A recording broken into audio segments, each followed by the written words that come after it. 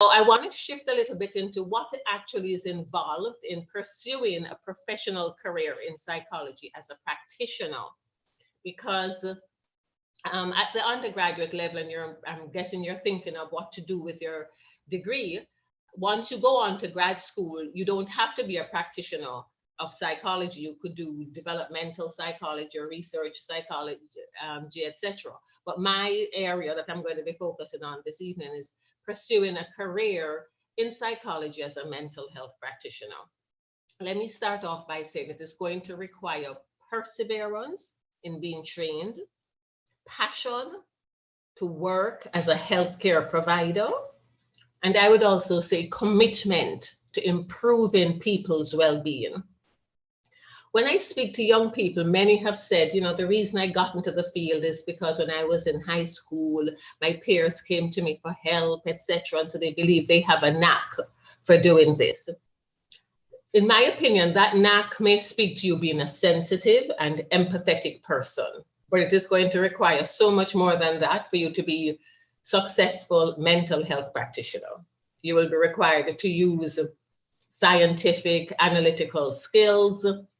You need to be a voracious reader because there are so many theories and applications of them that you'll need to be reading about. You will be required to engage in and be receptive to rigorous supervised training. So I want to speak a little about the long-term trainings when I said perseverance in being trained, because it does require long-term training if you want to become an independent practitioner. That is, you have a doctoral degree, a PhD. If you want to go all the way to that, it is going to require serious commitment, perseverance in being trained. For me, it was 10 years post high school.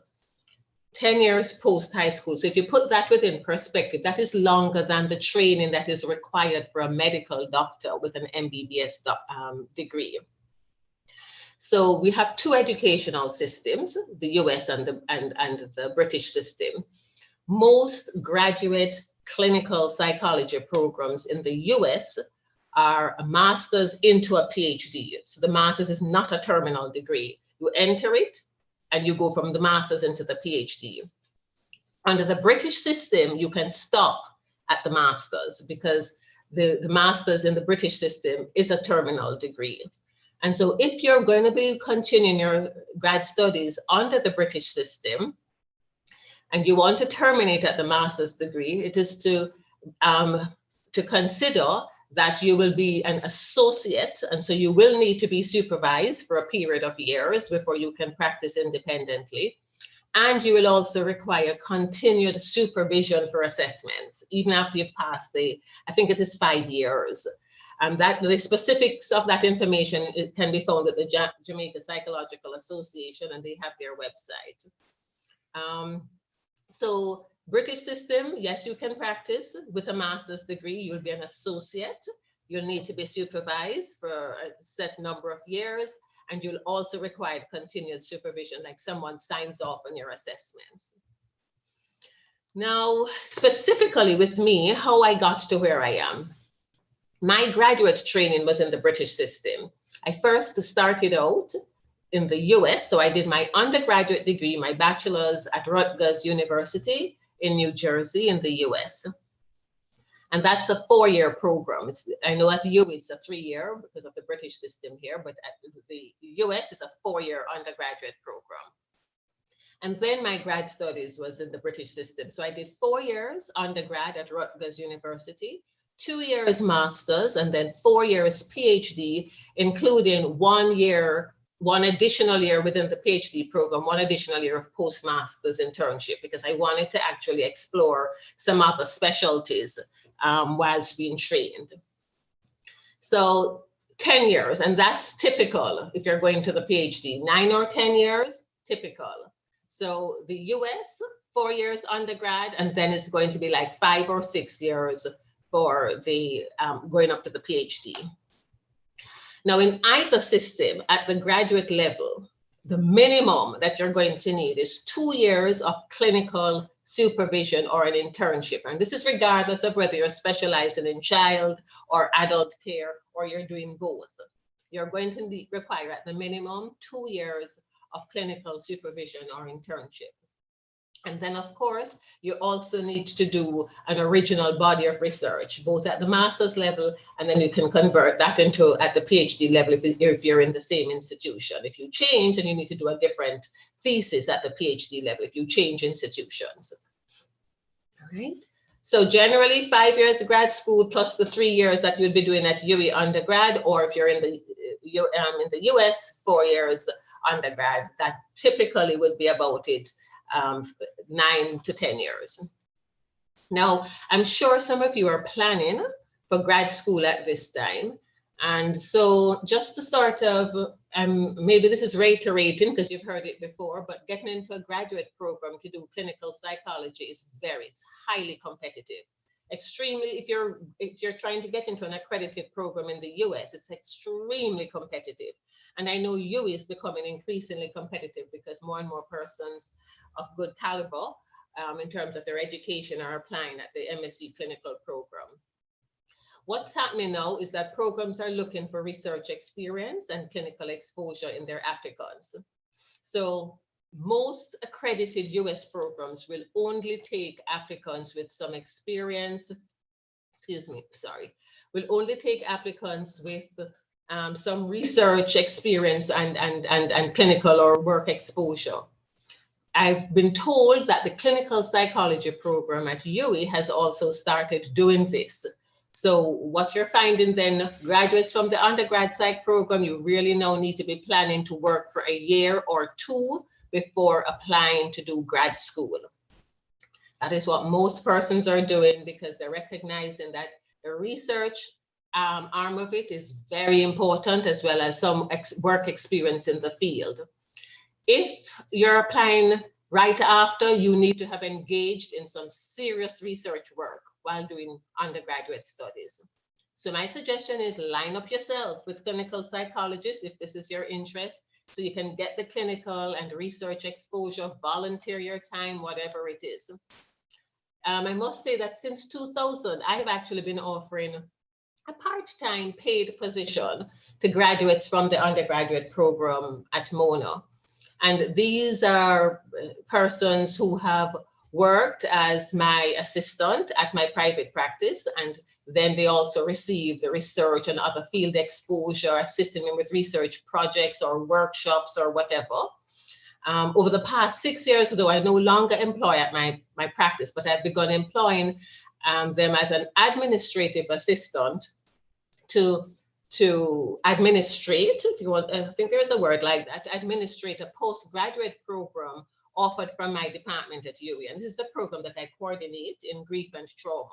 So I'm now working with and providing that sort of an exposure to not students, persons who have graduated from the undergrad program. So there are opportunities out there. Begin making your inquiries and your plans so that you're organizing yourself and increasing your chances to get into a program, whether it is here or overseas. Now, what I'm going to do is I was asked to also do a mini presentation on child abuse. So I'll go into that and then leave some time for question and answer rather than pausing here. So hold your questions. If there's anything you want to ask me about how to get into the field or whatever it is, or what else I do or whatever, let me just do my little mini presentation because I was asked to do this. And then we can take question and answer and have a little discussion after. So I was asked specifically to do a presentation on psychological basis of child abuse. And so we'll be looking at why does child abuse occur? What are some of the long-term effects? And what are some goals in terms of when we're managing these cases? What are some of the goals? Let me start, and I'm sure you know this, but remember the definition of child abuse is comprehensive, wide, and ranging. So we're talking physical abuse, we're talking sexual abuse, emotional, psychological, and neglect. Some persons forget about the neglect. We're also talking neglect. That is the definition of child abuse. It is the wide gamut of it.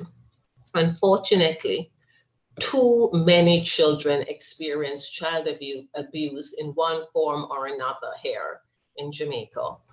And the question I was asked to share is why? Why is this so prevalent? And I'm going to see if I can explain or share several reasons, and this is in no order of prevalence, all right? So I think one explanation is simply and basically that the parent really isn't educated about what abuse is. So they may think it is quite appropriate behavior to boof and cuss out and name call and batter and burn their child with cigarettes ends, because if you don't hear, you must feel, and all of that stuff. They really do not know. And I know this because I've done workshops in communities. And one of the most common response when we finish the workshop is, I really didn't know that you didn't have to shout at them and boof them and carry on like that, because that is how it was done to me. Now, a lot of these workshops that I've done is within marginalized communities. And they really are they're not saying this frivolously. They really had no clue that it could be done differently. So I think that is one of the basic explanations, and it requires some work then to help sensitize. And I know that there are different organizations that are doing this, but we need to continue that. Another explanation is the whole intergenerational aspect of child abuse. Generally, there is a rate of about 1 in 3 persons, of every 3 persons who have been abused, 1 is going to continue abusing their child. So that is the intergenerational pattern. So I was abused as a child. I grew up, I'm a parent, I now have a child, I'm going to continue abusing that child. And the reasons for that intergenerational transmission, it's quite complex. But at one level, that is all we know. That is how I saw my parents do it. So that is how I'm doing it now. For sexual abuse, there's a lot of nuances with sexual abuse, because what we've found is that someone who was sexually abused as a child, when they grow up and they're a parent, we've actually found that there is an increased risk for their children to be sexually victimized. So child sexual abuse increases the vulnerability of the next generation of children, their children, to be sexually victimized. And whether this is because the trauma has affected, let's say, the parents' ability to connect with their daughter or their son, or to communicate effectively in a way to protect the child, because sometimes the trauma is so severe from child sexual abuse that their emotions are shunted and they just don't even know how to actually connect. They've had a child now, but they still don't know how to connect and relate intimately, etc., to a partner or whatever. So it could be that sort of shunting down or shutting down because of the trauma that increases the vulnerability of their children also being victimized. I've heard some parents will say that because they were sexually abused, they don't talk about sex. They can't. It's just so, whatever that word is, it's just so difficult for them to do. And so they are not able to protect their children from the very thing that happened to them. Then there are some parents who become overprotective. There are some parents who become overprotective as a result, but that overprotection doesn't necessarily translate into teaching the children skills how to protect themselves and how to navigate situations, because the parents are just sort of hovering and protecting them so much that they have not learned the survival skills, how to tune into their gut feeling that this isn't right, and so they're vulnerable to being victimized.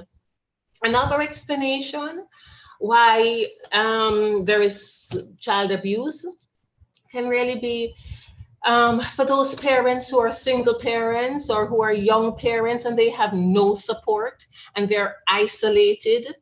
And so when they get what Jamaicans call ignorant, they just take it out on their child. So that can also be another explanation of why children are abused. There's also those who were like male children who were sexually abused, and their sexual development and their emotional development now was just shunted, and so they become predators, sexual predators, and continue to abuse other persons. There are parents who have psychiatric problems, and that's the reason why they abuse their children. Their psychiatric problems include they're using substances, or they've had a psychotic break, but they're walking around and functioning to some extent, but they're being abusive. There are persons who are depressed and abuse children. That is how we have the term postpartum depression, where mothers can be who have postpartum depression, young mothers who have just given birth, who are not able to connect with the children because of postpartum depression, and sometimes the child is at risk for abuse or even being killed. And then just personal mental health issues a parent may have. They may just be lacking in confidence and self-confidence, or they feel incompetent, and because they feel that way, they're trying to sort of put on a different, portray an aggressive image to their child because they don't know any better. They're lacking in confidence. They're not feeling not competent, and so they think that the way to parent is to browbeat their child because they're not confident in themselves. So those are some of the explanations for why we're seeing child abuse.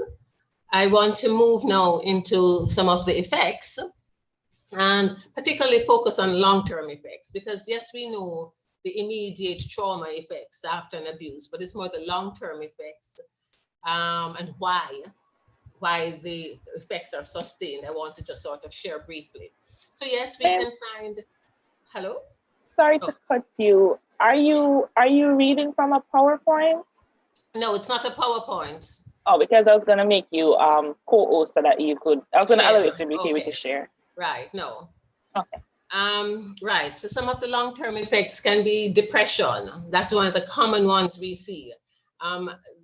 The adult suffers from periodic ongoing depression.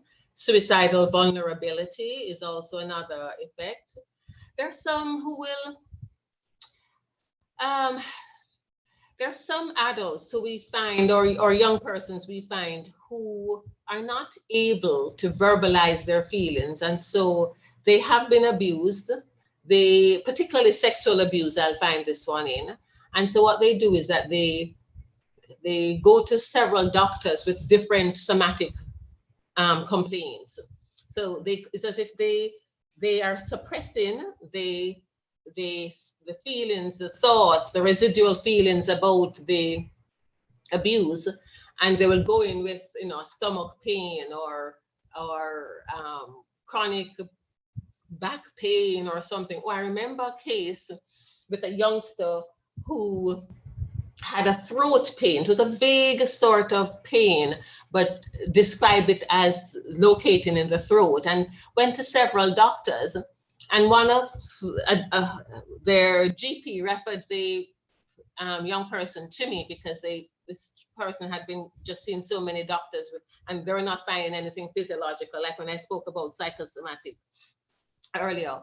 And one of the things that came out with that young person was that she had been forced to engage in oral sex repeatedly, and as a result, she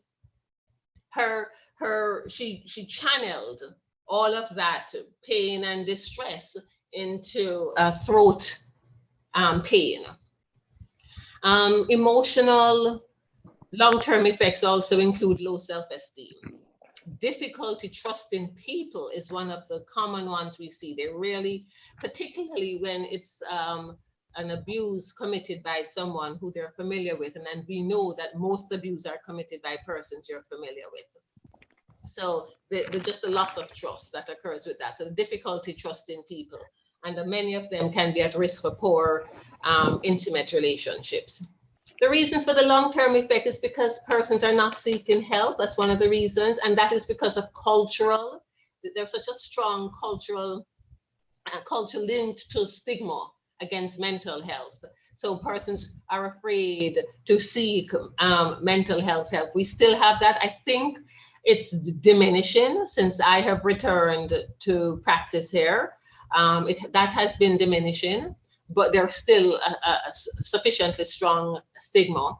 And so you will have a cultural explanation given, like, from a father who says, I have to break in my girl child, so I have to have sex with her first. Or children have no rights, and so the parents feel that they can cow them down. And these abusive behaviors are then seen as the norm. And so nobody refers the child for help, or the child herself doesn't go and seek help because this was all she knew.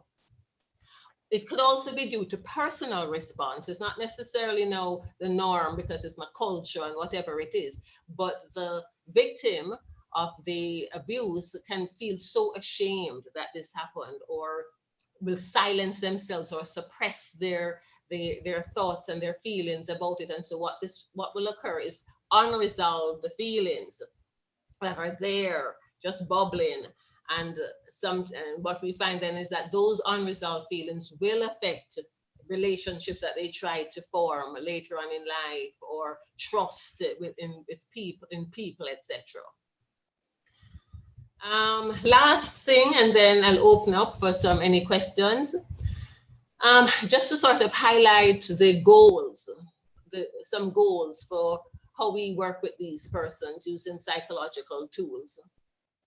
So I'm looking at goals for two sets: the children who are being abused, as well as adults who are abused as children.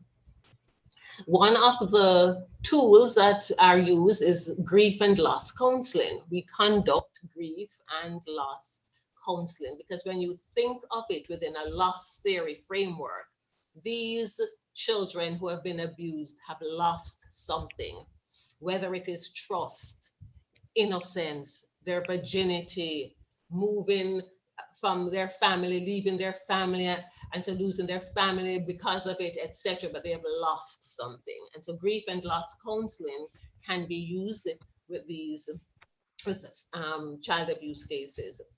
There are also strategies for helping the abuse victim or survivor to help them to regulate their emotions. So because oftentimes they will feel very angry, intensely angry or depressed. And so there are strategies how to help them to sort of manage their mood swings or their intense reactions a lot better. And then there are also strategies to help the adult survivors of child abuse identify and resolve their unresolved feelings. Because sometimes what you will have is that these adults will present with all sorts. They're just not assertive at work, or they gave up a promotion and they don't know why, or they're stressed out and just not managing, but they're not connecting it with experiences of abuse that happened earlier. So sometimes we need to help them to identify and then help them to resolve unresolved feelings. And then there is also just sort of interventions to help persons unlearn childhood messages, because when you've had experiences of abuse, there are messages that are ingrained: I'm not good, whatever it is, And so we help them to unlearn those childhood messages and help to build the brokenness and self-worth. So my take home with this mini talk about child abuse is victims or survivors of child abuse can be helped with appropriate therapy. Too many, I find, suffer silently or have self-denigrating feelings that will result in self-destructive patterns of behavior. I wrap up by saying Being a clinical psychologist is a very fulfilling field. I'm going to stop here and invite questions.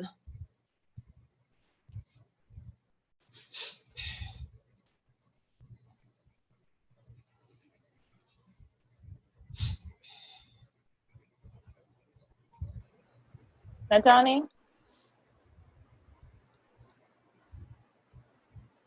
Nobody with questions? Hello, good evening. Garfield here. I have a question. Okay, well, first of all, I'm Garfield Gonzalez. I'm a student. Can you speak a little closer to the mic? I'm not hearing. Go on again. Okay, my name is Garfield Gonzalez. I'm a student in the master's program at UE in clinical psychology. Oh, I thought the psychology student was just for the undergrad. Thanks for clearing that up for me. Okay. Yeah, I saw this flyer online, so I decided to join because I have an interest in child psychology. A question that I had was, in your practice, have you seen a rise of abuse cases since COVID-19 has been a rise in the world right now? Yeah, okay. You're in the MSc clinical program? Yes, I am. Great, lovely. Increase in abuse due to COVID. I have not seen a lot. I can just say I've seen about 2, but the literature because there's lots of research coming out now, and so the literature is speaking to the increase in abuse because the schools have shut down, and so the schools that sometimes the children would have been able to be picked up, identified by their teachers, they don't have that opportunity to be seen. Because many children are not going to necessarily report it to the teacher, but the teacher sometimes will pick up the signs. So they're not having the face-to-face school where the teacher can actually eyeball them and pick up those signs. So that is not allowing them to actually be seen. But I'm also finding that school was seen as a safe space for many children, particularly those living in violent-prone communities. And with school now not being face-to-face, there is no escape from the unsafe violence in the community, and oftentimes within the home, the domestic violence within the home. There is no escape. And so you find that these children are being lost because they can't escape. And so apart from them not being seen, a lot of issues, psychological issues, can be built up in these children because there is no release, no outlet for them to go to a safe space and just sort of have a break from the violence exposure. And then the third explanation, and this is the 2 cases that I have seen so far fell within this category. And that is because there's so many persons in the house and space is now being crammed and shared and all of that stuff. I know we focus a lot on the isolation, but we need to focus on the overcrowding, because when you have everybody working from home and everybody on top of each other, if you want to call it that, within the home setting, then you're going to find that there is irritability that is increased, there is lack of privacy. So you're seeing nakedness, you're seeing your parents engage in sex or whatever it is. And so yes, the potential is there. Let me put it that way. The potential is definitely there for increase in abuse cases because of COVID. Thank you so much. I have another question. Well, I'm from Antigua, so I know because I study in Jamaica, within Jamaica, I know it's mandatory that in cases of abuse, you're obligated to contact Child Protective Services. But we are aware that in some cases, these placement sites that these children are placed into unfortunately place the child at risk of the same abuse that they have been exposed to before. And as a practitioner, how do you suggest that a clinical psychologist in training balance this task? Balance what task? Of knowing that if you call Child Protective Services, you may put the child at more risk than they are right now in their current situation. So you're saying if we call child protection services and they remove the child from the home and place them in a child institution, in a government institution, that's what you're saying, it may put them at increased risk. I Is know that what you're situations saying? where that I know situations where that has been the case. Right. Okay. All right. No, I just wanted to make sure if that's what you're saying. Okay. Yeah. Yeah. Yes, it is. However, the focus, I think, really needs to be twofold, where we continue to work with the children homes and put measures in place that are checks and balances, so that there is accountability for the caregivers of these homes, because it cannot, the solution, so that is one fold. The second fold is to increase the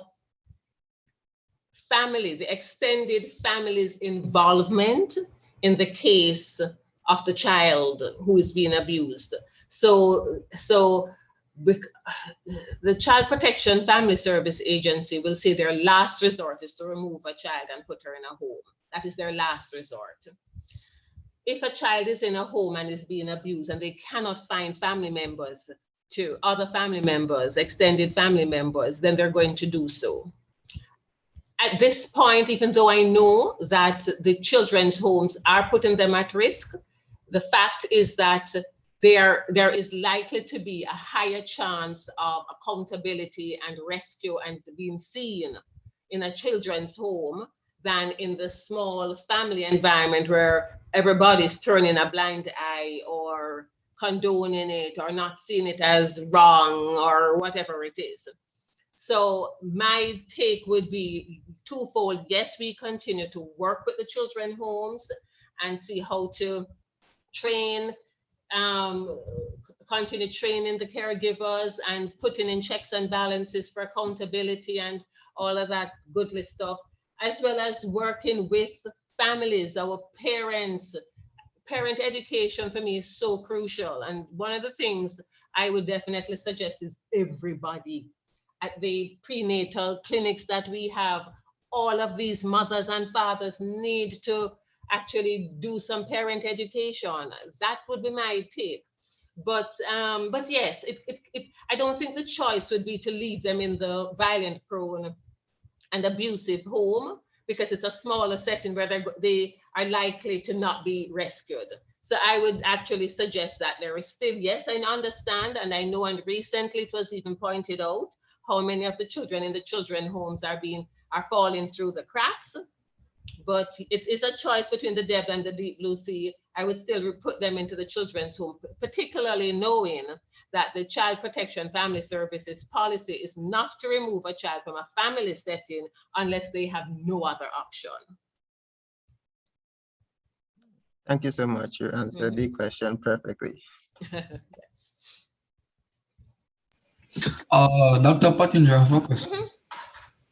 At what point should a person intervene or report child abuse? What are telltale signs that a person can know that, okay, this is the point where I need to report this to the authorities?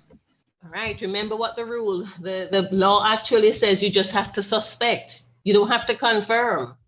So if you are in a field where you are a caregiver, caretaker, a practitioner, a teacher, a neighbor, if you are in a field and you have a suspicion that a child is being either physically, emotionally, sexually abused, or neglected, you are actually, it's the law that you need to report it. The signs to look out for, because the abuse, the definition of abuse is varied. It would fall on the different aspects, sexual abuse would have their specific things to look out for and all of that stuff. So I don't think we have time to go into the different ones, but I would just say, generally speaking, if there is a change in a child's behavior, a happy-go-lucky, wanting to learn child, whatever, and has started becoming withdrawn and or not eating or aggressive or don't want nobody to touch them, any sort of change in behavior, I would say. But there are specific guidelines within each of them.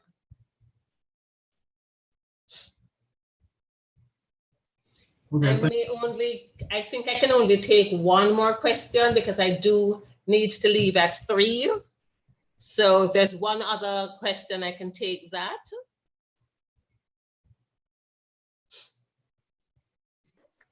Miss, I wanted to ask you, you said it's a very filling job. Like what Sorry, say that again. What? You said that you mentioned that it's a very filling job, right? Yeah. So I wanted to ask you, when you go into these communities, what's a typical day like? What specifically, when I go into the communities, what? What is a typical day like? In the communities? Yes. I'm not sure if I'm getting you. I don't work in a community setting. I work in the pediatric ward at University Hospital. So I'm not sure when you're asking what is a typical day in a community setting like, I'm not sure what you're asking me. I thought that there would have been some point where you would go like outside of that setting. Yeah, but I'm conducting workshops, but I'm not, you have clinical psychologists who focus on community work. I'm not one of those. So whenever I'm conducting workshops in the communities, yes, but there are persons who will actually work with different NGOs and build programs within communities. And those persons have an emphasis on community work as a clinical psychologist. No, my engagement with the community is more, I will identify a target group population. For example, the parenting workshops that we've done, or intimate partner violence. So we've targeted like the armed personnel, JDF, JCF. We targeted the Women's Crisis Center and had discussions. But it's not as if I go into a community typically to work. No. Okay, Miss, thank you. Sure. For the program that you mentioned, when you said that you sometimes have persons who completed your undergrad program working with you, etc. How, like, where is it a posting that persons would see and reach out to you? What happened? Typically I get, well, there are different ways that persons get in touch with me. Sometimes the lecturers in the master's clinical side, I would reach out to them and say, okay, look out for somebody because, I'm looking for somebody coming for September or something to that effect. Or it may be somebody just sorts of look me up and email me or something to that effect. I've gotten it that way. It has also been through career placement services because I've done that, I've used that route as well. And so they will ask, do you need anybody this year or something to that effect? So it's just different ways that persons will just research and email and find out and connect with me. There's not a specific route. I don't advertise or anything to that effect, no. Okay, Miss, thank you. Yeah. All right, general people, I do have to go. Dr. Pottinger. Before you leave, I just want to apologize for the late start. We usually don't start that late. Okay. But we just want to, on behalf of the Psychology Students Association, we just really want to thank you, because I think everyone here would agree with me when I said that you are quite learned, and based on the experience that you have, it's quite enriching to have that level of expertise be shared with us, and for you to just give us your insight onto what it is like being a child psychologist, being a clinical psychologist. We really appreciate that, and we just really want to thank you for taking the time out of your busy schedule to just share that knowledge with us. So on behalf of the UWI PSA, just really want to thank you for spending. Okay, thank you very much for the invite. I enjoyed this. So I wish you all the best in the different endeavors that you're going to be pursuing. Okie doke. All right, take care now. Bye-bye.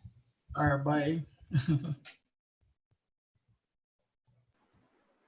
All right, so I want to thank you guys for coming to another week of PSA. I was really intrigued when I realized that we had a grad student among us. Garfield, what is it that you said you were studying? Is it clinical? Yes, clinical psychology. And that's here at UWI. How has it been so far?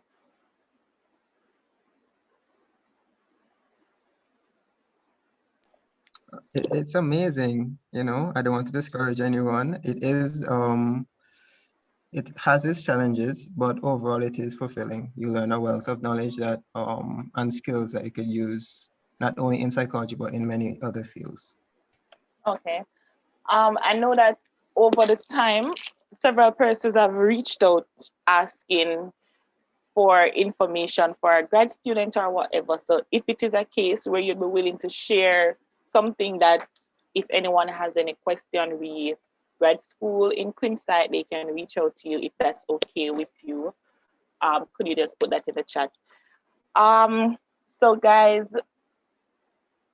thank you again for coming out to another week of PSA. And we know it is crunch time now and things are boiling down. So I will see you guys next week. Garfield, are you still here? Yes, I am. Did you hear what I said? Yes, I'm going to do that now. All right, thanks. So guys, thanks for coming out again, and I will see you guys next week. Oh, just a last thing, guys. For those who haven't signed the register as yet, if you want me to send it, We're not hearing you, Najani. I'm saying for those who haven't signed the registers yet, there are persons who haven't signed it. I will send it again. Oh, the link is in the chat. I think that's what Najani is trying to say. All right, so there's the register link.